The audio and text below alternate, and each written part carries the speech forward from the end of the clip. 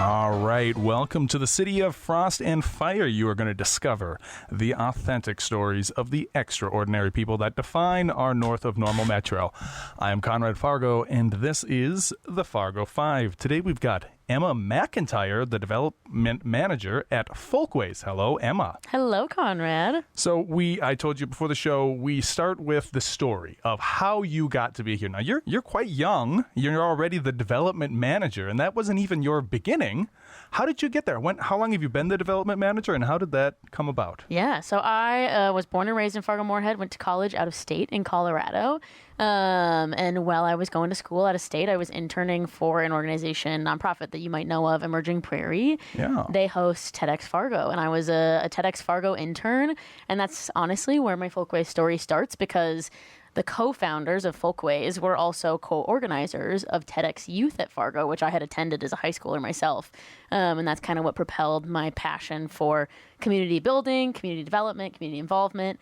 And while I was working at Emerging Prairie, became more engrossed in the work that Folkways did. And when I ultimately chose to leave Emerging Prairie, Folkways came calling, and I was just so inspired by the work they do.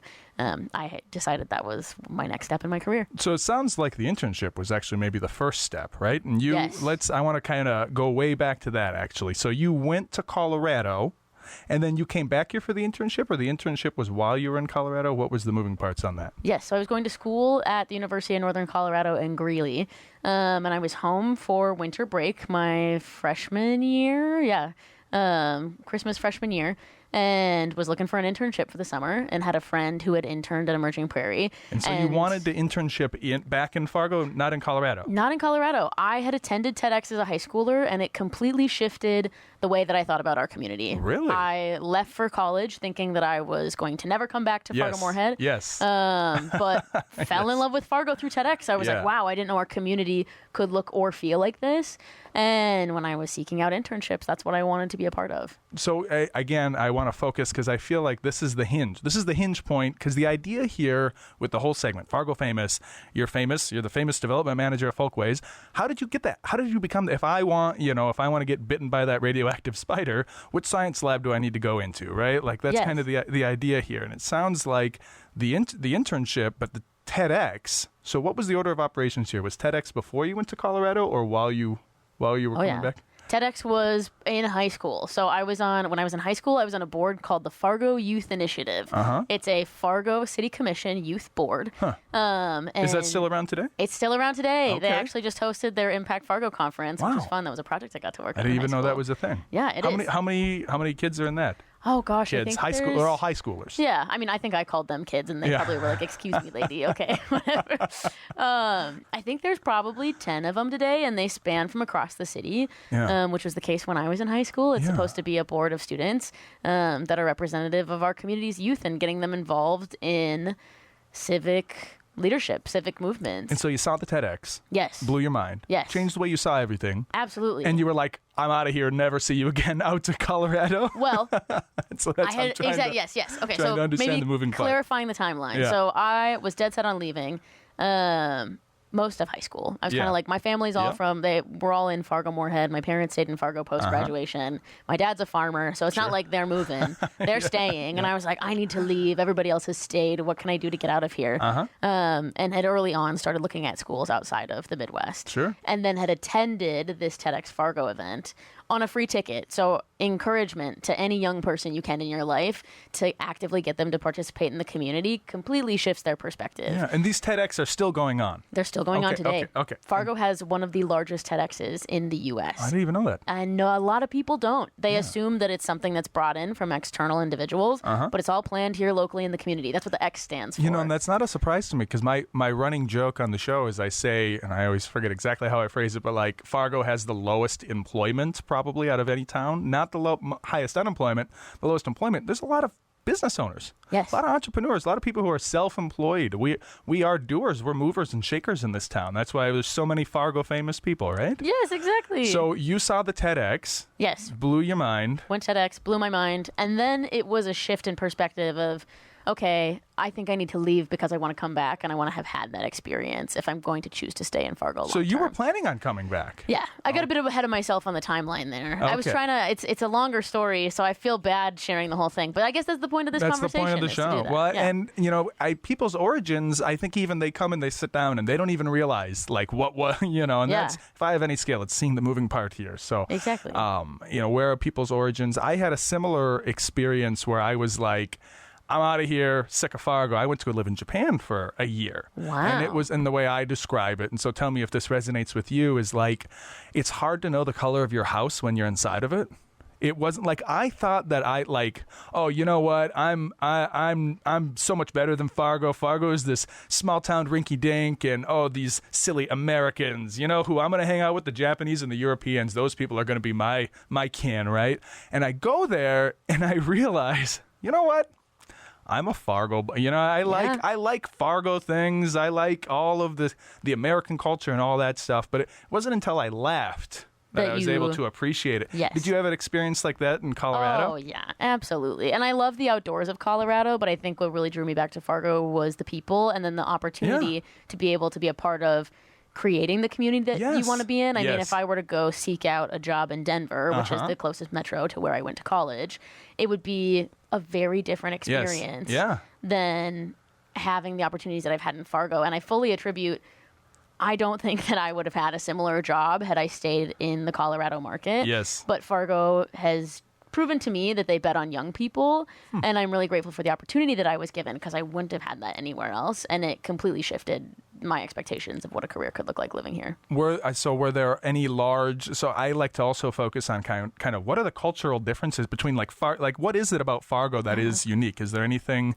that kind of stands out to you as far as things that you didn't realize until you left and came back? Yeah, I think one of the things that was interesting being in Colorado is I'd moved there in 2016, and this was when Colorado was having a lot of outsiders move in. And I kind of joked, so where I worked in college, I worked at Zales, the diamond store, which was a great, well, sales. You were doing sales. I was doing sales, Oh, which sales will teach you everything. Yes, and I had never done that. Like, it was a great learning experience for me as a not so confident college student. Absolutely. And while I was going to school there, they were building a Scheels right across the interstate. You're like, I can't get away from this I can't get away from it. And more and more people would come in with Scheels hats on, and I realized a lot of Colorado was comprised of North Dakota natives or Texas natives, or like Colorado was in a unique position of trying to figure out what their community feel was. And I think that there was resentment from the locals because they had kind of lost their sense of community, their sense of place. And my hope for Fargo is that as we grow, that's not something that we wrestle with, you know? Yeah. Like, we can create community by the physical space that we live in. And that's what I think drew me back, was that like there wasn't so much dissonance in Fargo as I was finding in Colorado. And I just had a hard time finding my place in the community. Like, I think I felt more energy here than I felt in Colorado. A large part of personality was, well, I'm from Colorado.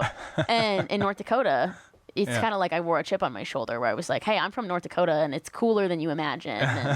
And, so I think that's probably the biggest contrast that I can see from now. I always, again, we're just all my my greatest hits are coming out in this segment here today. I say it's our immigration policy in Fargo. We have our weather. Yes. Is that you must be this tough to live here. Oh, I'm not saying I'm not saying if you leave. I'm not saying if you leave you're not tough. But if you're not tough, you will leave. Right? Exactly. And that does create kind of a sorting mechanism, which makes us hard, makes us hardy, makes us kind of a different stock.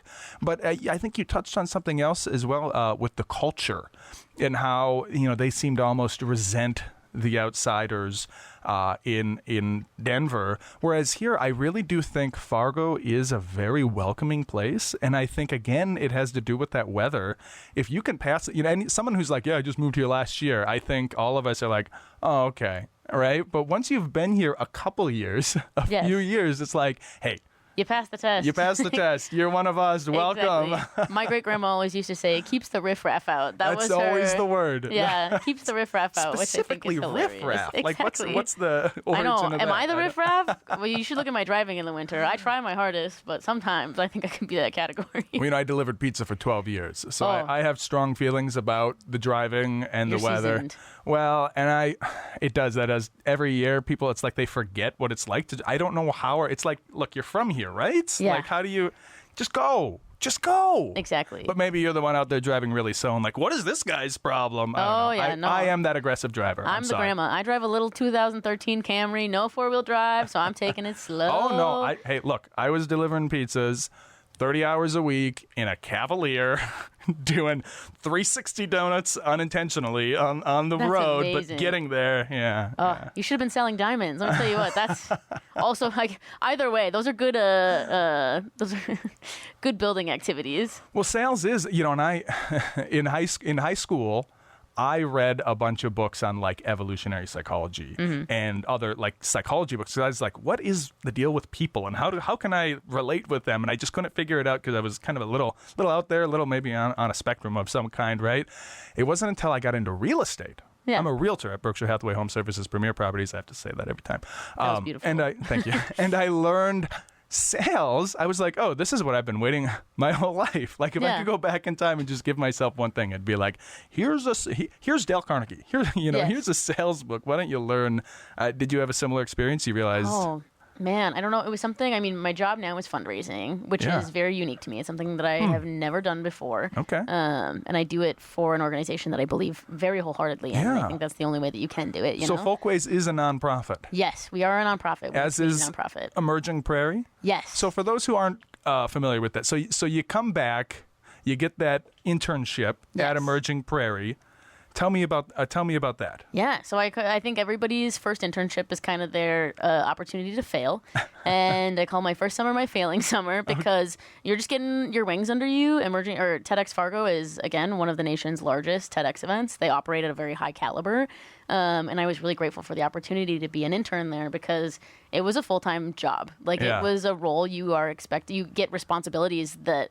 I was watching my friends intern at other corporations and they had like full internship programs and pathways, and that wasn't something that you have in a startup space. Yeah. And I'm ultimately grateful for it because I learned so much in the span of such a small summer. It was 3 months. How many and- people are at Emerging Prairie? Oh, now they've got such a large team. I think now they're at like 40 teammates, 30, So 40 teammates. is large. What was it when you were there? I think there were 8 of us, and that was including interns.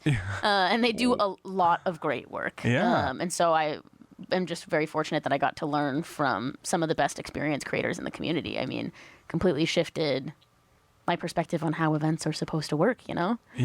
Tell me more about that. Like, what do you mean? Like, what is it that you thought, and what is it that you learned? Intentional gathering. I think Yeah. I thought that events were cute and fun, and you plan the decor, and you get the venue, and you decide what the food is going to be. But I learned so many more intentional aspects of gathering people, and what are they eating, and are we mindful of dietary restrictions, and what kind of music are they listening to, and what are bright ideas we can bring to our community. What does signage look like? How does the signage match natural human patterns? Yeah. It was very, very insightful. And so from there, you went to Folkways, like straight out of there into Folkways? Oh, no. Okay. So I had worked at Emerging Prairie. So I did my first summer, my failing summer. And then my second summer, I got asked back to come and intern again, which was so cool. So I'm a sophomore in college. I come back. I work on TEDx Fargo, this event that I love so much. Yeah. My first ever manager had described it as a love letter to our community. And that was what I wanted to be my forever job. And what year is this about? This is 2018. Okay, so relatively recently. Yeah. What was that a paid internship? Like people hear internship, I think it's Yes. a broad spectrum. Like you said, it's a job. It's a job. It was paid. It was a Yeah. whole paid internship. And come the end of the summer, my manager was leaving. She was moving into another role at another organization. And the executive director, this is like one of the kindest things. I can't imagine anybody saw this in me, but he had asked if I would stay on over the school year, work remotely from Colorado, and help run TEDx. Yeah. Which wow. was such a unique opportunity. I mean, I wasn't even able to drink yet. I wasn't even able to have an alcoholic beverage. Are you able to drink now? Thank goodness. Okay. And they had asked me to help support this event that I loved with my whole heart. Like, Yeah. I could tell you the color code for TED Red to this day. I had a red water bug. I had red sneakers that I would wear. Yeah. I ate, slept, and breathed TEDx Fargo. And the summer that I got to be in the organizing seat was magical and pushed me, and I loved it. And then COVID happened, and it put kind of a bit of an end to large-scale gathering. You can't have a 2,000-person TEDx event in the middle of a pandemic. Nope. And we planned and we unplanned like 3 different versions of what TEDx could look like. And ultimately, I was like, wow, I think I have lost all of the energy that I had for this event, but was really, at the end of the day, a blessing because I was shifted onto supporting their entrepreneurship programs. And I found out, okay, I don't necessarily enjoy event planning. I love passionate people, I love community gathering, and I love ideas. And that is entrepreneurial startup founders. And that's where I found my niche, was in doing startup programming. And Through Emerging Prairie. Through Emerging Prairie. So they moved me from the TEDx Fargo community space into 1 Million Cups, which is now Startup Brew. So I got to be a part of that process, which is really fun. And some of their other like entrepreneurship cohort programs. And how does that lead into Folkways then? So what's the bridging the gap between here and there? Yeah. So I had left Emerging Prairie at the end of the first summer of Startup Brew. I was like, okay, I'm going to hang out till the end of Startup Brew. I had never worked anywhere else in my professional career. I'd only ever been at Emerging Prairie. And decided, okay, it was kind of time for me to see what else is out there. And had actually worked with a startup called Chezzy. So they're like a video technology startup. I spent about a year there. And while I was there, I was like, well, I don't know if this is my calling, is like direct sales, which is what my role was in. It wasn't necessarily fulfilling me. Yeah. And I love the storytelling aspect of it. I love marketing. That's a part of why I love working with founders, is because I feel like they don't do a good enough job telling their story. Yeah. So I got to help them on the marketing side of it. But I was feeling not just in my element at Chezzy, but had always been connected into this Folkways space because I love community. And candidly, I really missed working downtown. I missed working in that walkable space. It's a whole other vibe. It's a whole other vibe, and I love it. Oh, I feed off of it. I think that's what keeps me in Fargo-Moorhead, is the vibrancy of downtown. And there's something, I think I put my finger on it. It's the smell of fried food outside in an urban setting. Like that's it. Yes. Right. Like I remember walking out once and I was like, what is this? What is this? It was downtown Japan is what I was thinking of. And I was like, what is the connection there? It's just grease and motor oil. Yeah. Like that's, that people laughing, walking. Yeah. It's got a real vibe. And there's an energy like none other. I love it. Very vitalizing. Exactly. I don't know that I would be in Fargo-Moorhead if downtown didn't exist. Yeah. Which is great to like center it around that one kind of place because it helped me really find my niche. And Folkways So Folkways reached out to you, or you reached out to them? I think it was. I don't even remember. You now. were in contact with them? Yeah. I mean, I'm chatting with Joe and Simone. So the co-founders, Joe and Simone, similar story to the two of us. They are from the area, both left for school and chose to move back and wanted cool things for our community. They were like, if we're moving back to Fargo, North Dakota, we miss the farmers market in Minneapolis. We miss these vibrant events in Seattle. Yeah. And it's not the fact that Fargo can't have them. No. Somebody just has to do it. Someone's got to do it. Yeah. Absolutely. And that's infectious energy to be around. That's what drove me to Folkways, is I was like, wow, look at these change makers making Fargo a great place to not only work but live, that can be considered a cultural hub for our community. And so did you start as their development manager? Like did. It's because how many people are at Folkways? Oh gosh, I think we've got 8 full-time teammates. We're small but mighty. Yeah. Well, I mean, you're like 13% of the whole organization. You just stepped right in and they're like, you're the development manager now. And you just got to work. Like, what was the first day like for that? Man. Well, yeah, basically. I mean, I'm the first in my role, so they've never had anybody set in development before. So the first few months, we're just figuring out what do people know and what don't they know about Folkways.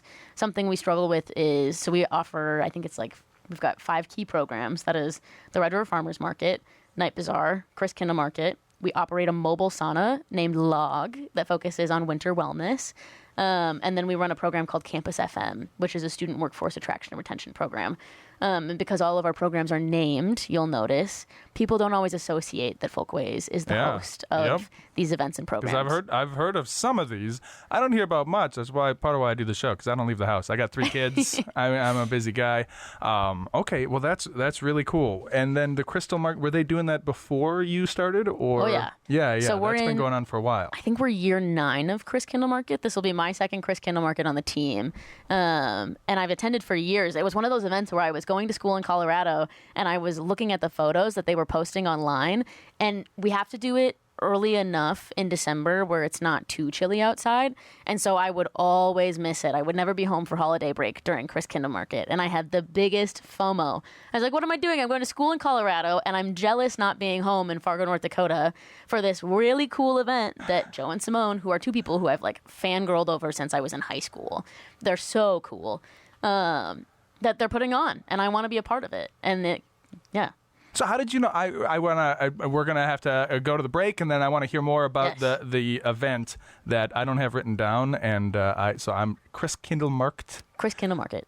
Okay, so I don't have to, because it's spelled kind of strangely. It is. It's a very it's a European inspired holiday market. Yes, so the name is very European. Yeah, which I like. Hey, my son, I named him with a very European spelling. That's weird and strange. I appreciate strange and interesting spellings. Yeah. Not really SEO. No. like it's not great for it, right? Like, no. And then it's also difficult, but it just Chris Kindle Market. Okay, but anyhow, how did you meet Joe and Simone though? That's not quite clear to me, because you said when you said fangirling since high school. Since high school. Was that when the TEDx, or when was?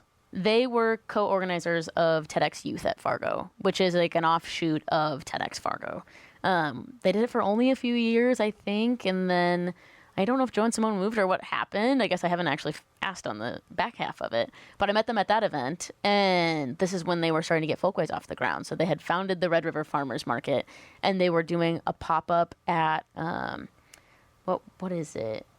There was a building over on 4th Street that had been not evacuated, had been sold, and it was vacant, and they decided to turn it into a pop-up park. And they were looking for volunteers, and I went and I volunteered at the pop-up park.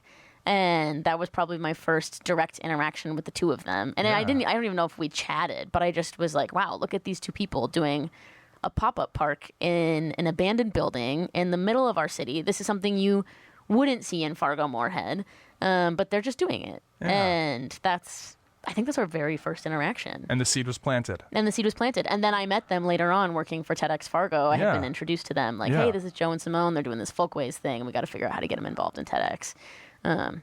And have just been like slowly crossing paths ever since. We'll have to have them on the show. Oh, yes. So that I can get the origin story for Folkways. They're much more interesting. I would like to hear. Yes.